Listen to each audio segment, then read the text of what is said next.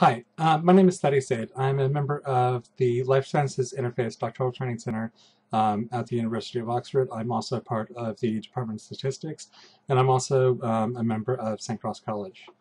So a couple of days ago, I gave this talk at the DTC's fourth year symposium, and it went really well. And so I wanted to record it so that I could share it with my family and friends so that they could see what I've been doing and see what I've been up to for the past couple of years. But I also wanted to put this out there so other people that are interested in evolution and positive selection could take a look at what I've been up to and sort of see what I've been doing. So the name of the talk is Hiding in the Trees, Positive Selection in Homo Sapiens Using Lineage. That's very academic. I'm sorry that it's so long. But basically, if you don't understand anything on this slide, I hope by the end of the video that I'll be able to explain it to your satisfaction. If you've got any questions, please feel free to leave them as a comment.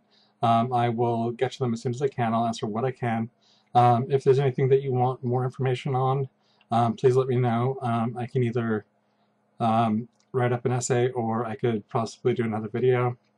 And I think that means we should probably get going. All right. So the first question, of course, is why is evolution important? And the answer is that evolution is the word that we use to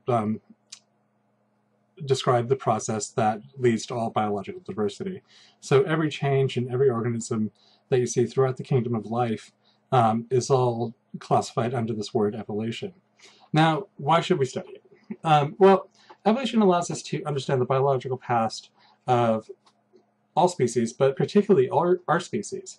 And so what we can do with this is we can look into the past and we can look at previous ecological events, and we can look at previous disasters, and we can see how nature has responded to these different crisis events. And so it's like we know that through the study of evolution and the study of the genetic past of plants that C4 photosynthesis, please feel free to go wiki it, is better suited for hot environments than C3 photosynthesis. So in global warming events, when it's drier, C4 plants will prosper. When it's wet and it's cooler, C3 plants will prosper. So this gives us a clue on how we can respond to climate change. So if we start focusing on C4 food crops, we can get a better and more stable food source for the future. Or alternately, we can take C3 food crops and we can either crossbreed them with C4 food crops, or we can genetically engineer them to be C4 food crops so that we can get another stable food source. So also very importantly for us is medical science. And of course, medical science is reliant on physiology, and physiology is reliant on biology, and biology is reliant on evolution. So by studying the past of humans, we can get clues on how to start producing new drugs, and we can start producing new therapies to combat the modern diseases and problems that we're dealing with. For instance, as a side effect of the Black Plague in Europe, now about 10% of Europeans are immune to HIV. Now, if we can take that information and we can do enough with it, we might be able to start producing better drugs for dealing with HIV, or even in the future we could do genetic engineering to give the immunity to HIV to people that are at risk. So what is evolution? As I said, evolution is just the change in frequency of mutations or variants or alleles. I'll probably use all these words kind of interchangeably throughout the rest of this talk. So at every generation, new variants are added into the population. Existing variants change frequency, and some of them are removed from the population. Now, there are two sort of major factors that control this. The first one, and the possibly more important one, is genetic drift. Well, yeah, genetic drift. So most mutations aren't beneficial or harmful to the host.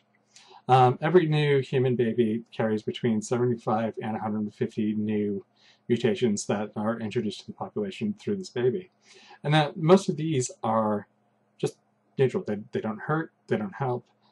They're just getting into the population, and then when that baby grows up, finds a mate, has a baby, some of those mutations will be passed on to the baby, and then those mutations can then be passed on to the grandchildren, etc., etc., etc. And the way that these move through the population is randomly, because there's no real reason for them to push through the population, because there's no benefit, and there's no real reason for them to come out of the population because there's no detriment. They go up and down in frequency pretty randomly until either they become fixed in the population, which means that everybody's got them, or they're removed from the population. Now, what I study is natural selection. Natural selection becomes involved when a variant or a mutation becomes beneficial or harmful. And at this point, it is no longer a random process that it spreads through the population, because either you're going to die, in which case you're not going to be passing on your genes, or you'll be leaving more children than your competitors, and at that point, through time, you will start to spread that bit of your genome through the rest of the population until it becomes fixed. So natural selection has three primary ways that we can think about it. There are a bunch of secondary ways that we can think about it, but that's a bit beyond what I want to do today. So the first one that we're going to talk about is purifying selection. And I really don't like talking about purifying selection, because this is talking about people dying from genetic disease and dying from not being able to compete. So natural selection will take a mutation that has either just entered the population and is very harmful, or is already in the population and has become harmful because of change in the environment, and it will remove the people that possess this variant from the population. Again, one of the reasons I don't like to talk about this is it's because this is the sort of thing that we're talking about when we're talking about like childhood cancer. So because before modern medicine, if a child got cancer, then they wouldn't survive and they wouldn't be able to pass on their genes. So it's actually a very horrifying sort of subject to think about. Balancing selection, on the other hand, is talking about, we're starting to talk about beneficial mutations now. But we're talking about beneficial mutations that aren't necessarily all beneficial. So sort of the classic example of this is in Africa. In Africa, they have a lot of malaria, and the P. vivax malaria parasite is pretty endemic. So if you have a blood disorder called sickle cell anemia, this provides protection from the P. vivax malaria parasite, because what it does is it changes the actual shape of your red blood cells so that it combats the invaders. Now, if you've got 2 copies of the sickle cell anemia, you'll be pretty immune to malaria. However, sickle cell anemia itself will kill you. Now, if you don't have any copies of sickle cell anemia, then malaria is going to kill you. However, if you've got 1 copy and 1 not copy, then you've kind of got the best of both worlds, although a little bit of the negatives of both.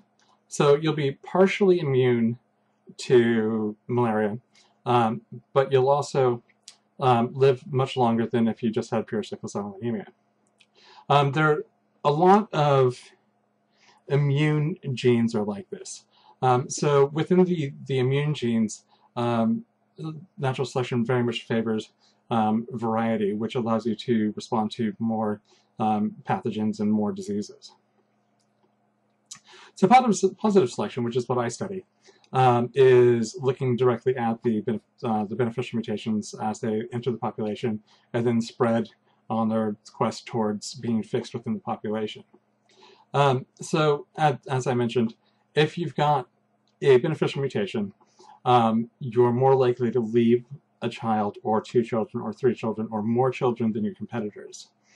And your children themselves, will be leaving more children than their competitors. And so over the generations, this stacks up and stacks up and stacks up as they interbreed with the rest of the population, so that your genetic legacy will eventually become the genetic legacy of all the people in your population. So if we look over here, we've got one person who has 3 children, and the first child has some sort of deleterious mutation, and so is removed from the population. But the other 2 here are, they're doing okay, and so time passes, then they have children, but at some point this this lineage gains a deleterious mutation that knocks it out, and so we've got this population, or we've got this lineage over here, who has now taken over the entire population. And so if we look back to this one here, this becomes our most recent common ancestor, and I'll cover that a little bit in more detail in a couple of minutes. But first I want to talk about what happens on the actual chromosomes and actually in the genome when a beneficial mutation comes in. So sort of a pillar of evolutionary theory is that everybody is related, and we've all got a common ancestor. And so what happens here is that over the whole of the chromosome, because at every generation the chromosomes are shuffled, so your grandparents pass one of their chromosomes each to your parents, and then your parents shuffle your grandparents' chromosomes before they pass them down to you, and you're getting about a quarter of each of your grandparents' genetics into you in a new order that has never existed before. But there are very long areas between these recombination events that don't often get recombined. The recombination tends to happen at hotspots where it's more common to have a recombination event. So you're not you're less likely to get it at random points through the genome, although it does happen. So what happens is, so you've got the entry point of the selected allele here, and it has certain neighbors next to it. Now this is important because what's going to happen when you have a child and if you pass on your gene is that the selected allele will go, but also everything next to it that hasn't been recombined away from it will go with it. So as it pushes through the population, we start to see the same area of the genome looking exactly the same.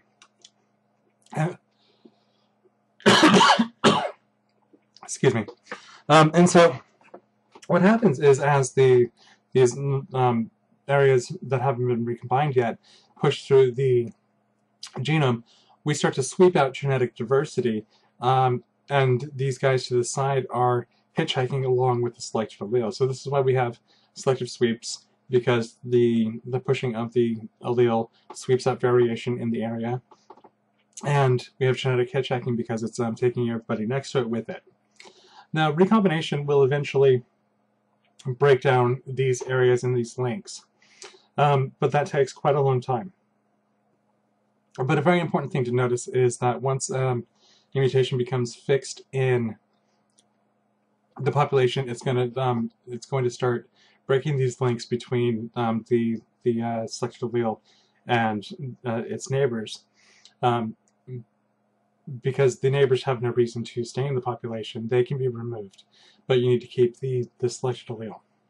So we've got the selected allele. We've pushed all the genetic diversity out of the area, but this leaves us with a very unique sort of look in the area. And what we can do is we can look at this as a fingerprint or a footprint, something that we can track through the genome. So many methods for looking for positive selection use this what's called linkage disequilibrium in order to find evidence of positive selection, or at least recent positive selection, because as I said, recombination will break up that linkage as we move forward in time. So I'm just a PhD student. I don't have a lot of money, and I couldn't go around the world and I couldn't collect gene data from everybody. I couldn't afford to sequence it. So what I use is some of the public data banks. The first one I want to talk about is the HapMap project. So HapMap is a genotype repository of several populations, and each of the population, or in each individual within the populations, they've seen whether or not a particular person has a particular allele for about 3 million different variants. So this is important because HapMap has become kind of a standard testing ground for different methods to detect positive selection. So I've chosen 2 of the most common populations to investigate, because then I can do an apples-to-apples comparison between my method and somebody else's method. Now, 1,000 Genomes is a full databank, or a full genome sequencing databank. They've gone through, they've enlisted 1,092 volunteers, which gives me over 2,000 different chromosomes to investigate, or 2,000 copies of chromosomes to investigate. And those broken up into about 26 populations throughout the world. But importantly, the 2 populations that I have taken from HapMap are also in 1,000 Genomes. So not only can I do an apples-to-apples comparison between my method and the previous methods, but I can also do apples-to-apples comparison between my HapMap results and my 1,000 Genomes results. So this is very good. But what I've also done is I've gone a step further. I've added 3 additional populations to my study, which are the 3 in the middle, which is Southern Chinese, the Kenyans, and the Italians.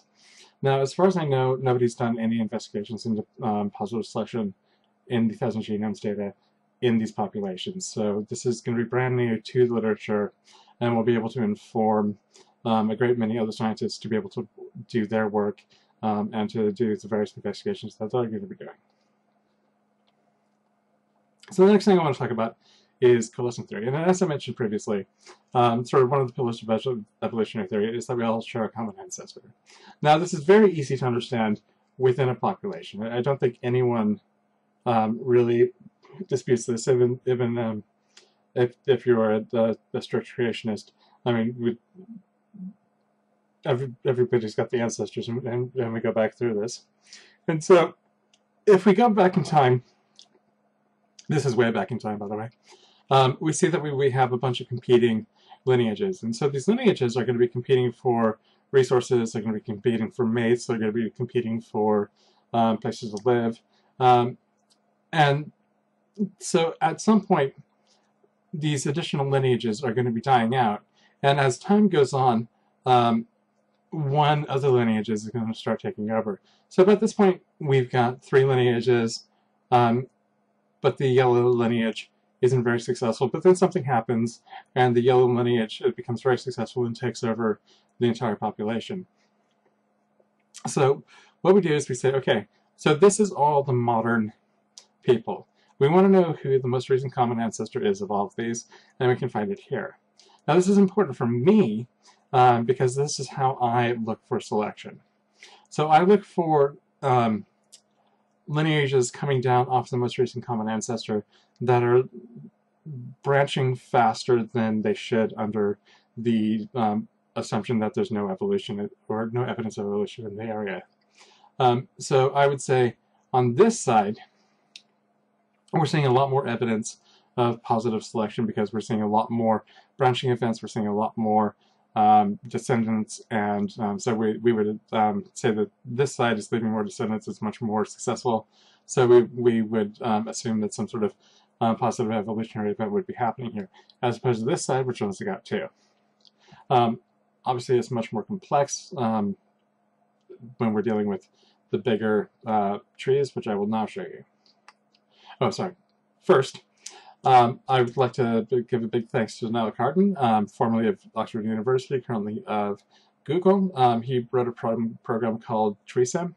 Now, under the strict neutral coalescent theory, any 2 members of the population can coalesce at every time step back in time, which can give us some weird trees.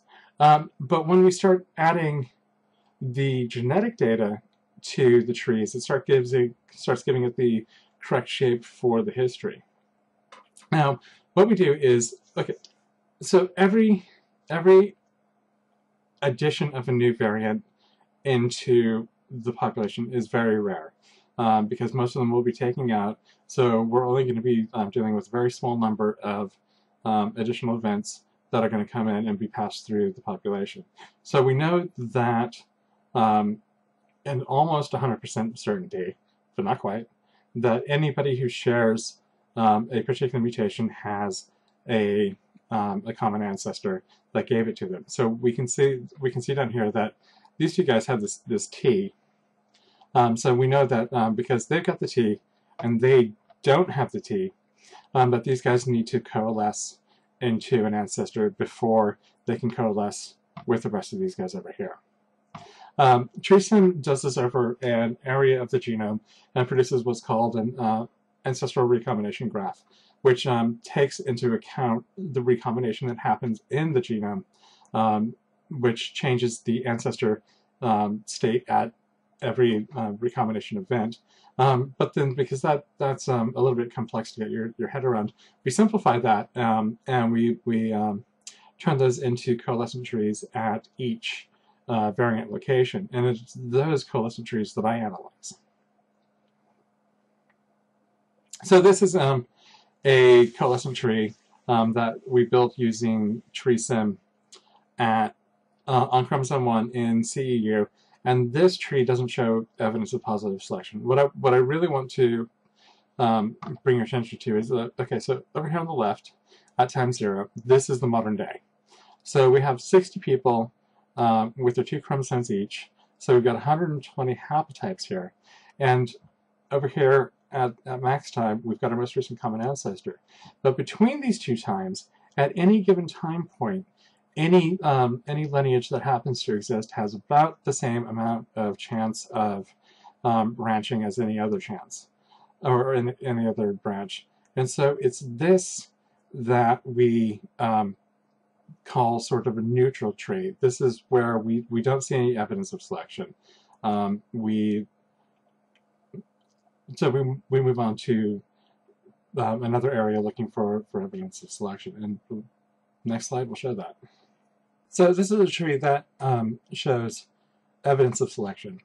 As you can see on these lineages and these lineages, they're all branching at about the same rate. But we've got a mutation that enters the population about here that then dominates the current population. And so again, because what we mean by evolution and positive selection is that you're leaving more children because you have some sort of beneficial trait. So this is again HapMap CEU chromosome 1. Let's move on to the next one.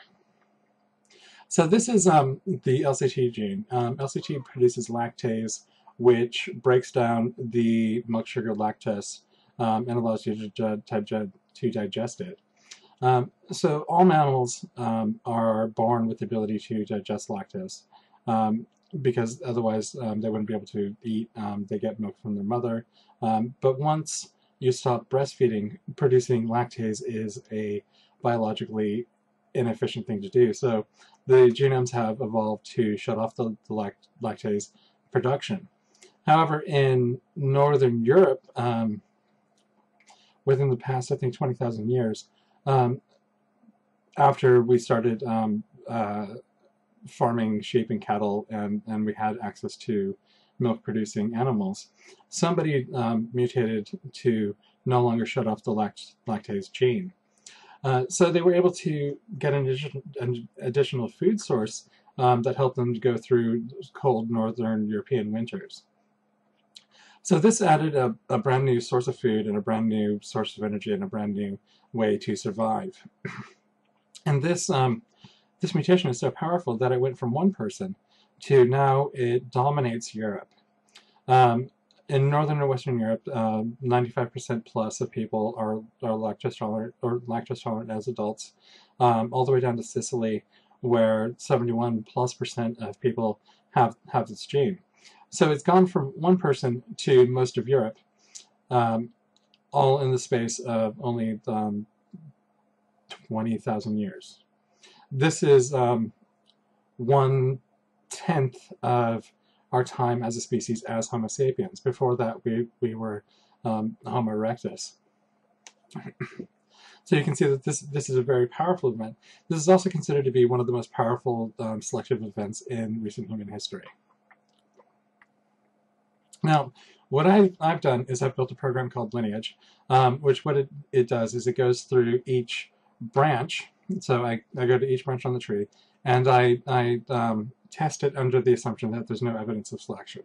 Then I test it under the assumption that there is evidence of selection, and I get a ratio between the two, which allows me to produce p-values. Now, hypothesis testing is a standard thing in science. So we say, all right, we've got the null hypothesis that says that there's no selection, and then we've got the alternative hypothesis that says that there is evidence of selection. But what I want to know is the current test. How likely is that under the assumption of the null? And if it's very unlikely under the assumption of the null, then we can reject the null and we can accept the alternative hypothesis.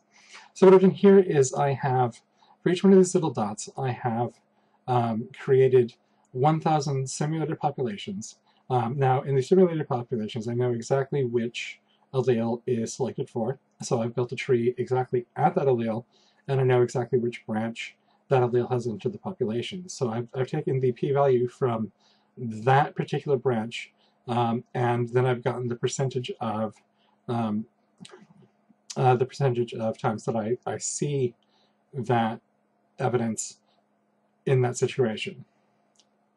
So in this graph, I'm just looking at p less than 0.05. So that's less than 5% chance that we would see something this extreme under the null hypothesis. Now, starting here, we're looking at the selection strength. So each line has a color, and it has a corresponding selection strength. So 4 is just the number 4. So we're going to be multiplying whatever it is by 4. S is a number between 0 and 1, and that is the percentage of additional survivability or additional fitness that the allele gives to the host. The NE stands for what's called the effective population size. So 70,000 to 80,000 years ago, we had a big problem with the global catastrophe that reduced our genetic diversity down to about 10,000 breeding pairs. Now, this doesn't mean that there were only 10,000 people. It just means that our diversity was pushed down to the point that basically everybody was a combination of these 10,000 haplotypes. Now, the actual census population was much larger. We're not counting people that are closely related. We're not counting children. We're not counting elderly. We're not counting people that didn't breed. So it's a big difference between the two. Now, the other thing that I did was I simulated these at different frequencies. The frequencies are here, so you can see what they are. Now, down here at the bottom, we wouldn't expect to be able to find any sort of evidence of selection because there's just not very much going on there. And again, over here, if you'll remember, I said that once we get up to a mutation being fixed, it's very hard to see. Down here, we're looking at very low levels of selection, almost to being the null hypothesis itself. So as you can see, we're not really seeing anything down here because there's not much to see. But it's up here that we're seeing everything, and that's great. So that gives me really good hope that my method is working. But we've got a problem. So if I was testing one allele, this would be fine. I mean, I've only got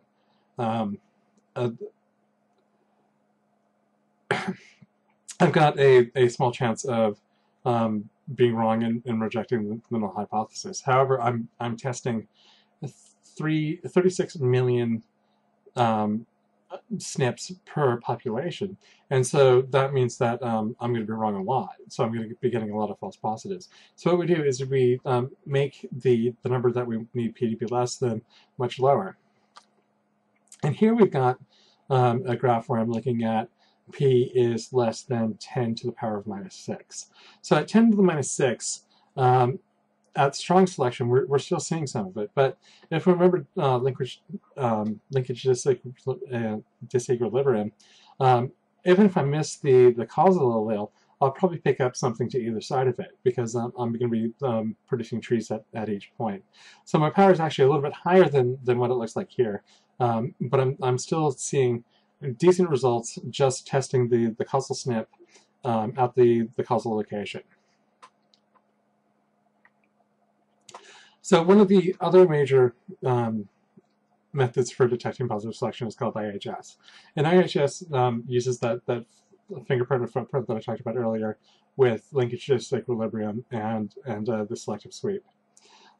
So I wanted to compare my results to that because it's kind of a big deal in the literature. Now over here, so again, it's 1,000 populations, 1,000 trees, 1,000 p-values per point, but then I ran IHS over the same data using their method and see how much I pick up versus how much they pick up. So you can see over here, neither of us see anything, but we wouldn't expect to see anything. And again, over here, we don't see much, but we wouldn't expect to see much. But in every situation where we'd expect to see something, Lineage is more powerful than IHS. And this makes me very happy. This is my favorite plot in the world. This is showing me that I've done something good. So what I've done is I've set 4NAS at 600, which is why we've only got one line, and I've varied the frequency to match the previous tests. Now here I've set the frequency at 50%, and I've varied 4NAS at the bottom. And again, over here at almost 0, we wouldn't expect to see anything because there's no selection happening here. But in every situation where we'd expect to see selection, again, Lineage has higher power than IHS. So earlier this week, I got a new set of results, a new set of trees finished processing. So I ran a quick analysis on this. This is not very deep. It's just a quick sanity check on this.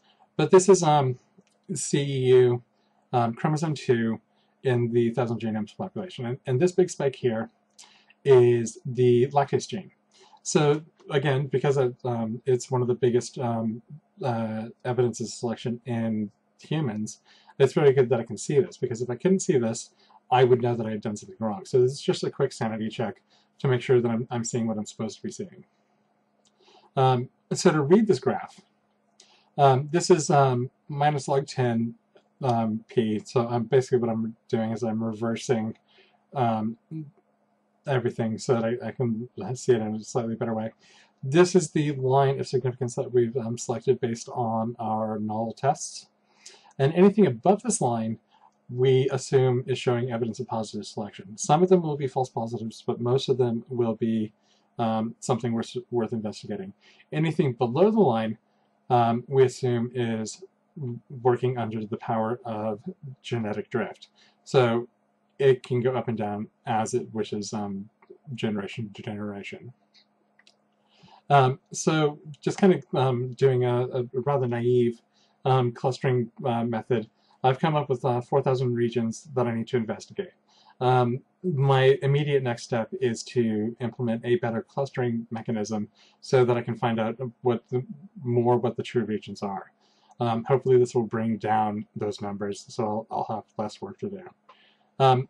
So yeah, my next step is improve the region clustering, and then go through and try and figure out what the different mutations have been doing, what genes they're affecting, if it's functional mutations or if it's regulation or what's happening. But anyway, that's where I'm at the moment. I'd like to take a moment to thank Simon and Gil, my supervisors. I'd really like to thank the Myers group because they've been a great help and great source of support over the last couple of years. I'd also like to thank the Advanced Research Computing Facility at the University of Oxford for giving me hundreds of thousands of hours, computational hours, which I could not have done any of this without. I'm funded by the EPSRC. And finally, I'd like to say thank you to my wife, for putting up with me for this. Anyway, like, subscribe. I'll try and get another video up once I've got some actual results to talk about. If you've got any questions, throw them in the comments. I will get to them as soon as I can. And yeah, so thank you for watching. All right.